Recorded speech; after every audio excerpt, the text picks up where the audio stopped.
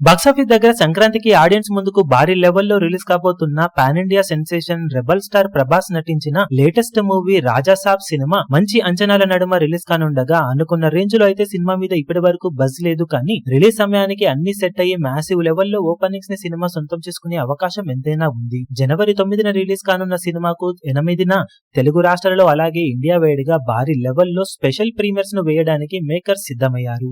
కాగా special షోలకు ticket rates ను కూడా ఆల్మోస్ట్ కన్ఫర్మ్ చేస్తూ ఉండగా ఓవరాల్ గా స్పెషల్ షోలకు టికెట్ రేటు 800 రేంజ్ లో ఉండబోతుందని అంటున్నారు ఇండస్ట్రీలో. దాంతో రాజాసాబ్ మూవీకి సెన్సేషనల్ ఓపెనింగ్ సొంతం చేసుకునే అవకాశం ఎంతైనా ఉండగా అదే టైంలో సినిమాకు పెట్టిన రేటు ఇంపాక్ట్ చూపే అవకాశం కూడా ఉందని చెప్పాలి. రీసెంట్ టైంలో స్పెషల్ షోలో వేసిన సినిమాలకు టికెట్ రేట్స్ ఈ రేంజ్ లో పెట్టడం పుష్ప 2 లాంటి సినిమాలకే అనుకున్న రేంజ్ లో ఫుల్స్ పడలేదు. దాంతో తర్వాత టైంలో స్పెషల్ షోల రేటు 500 నుండి 600 వరకు పెట్టారు.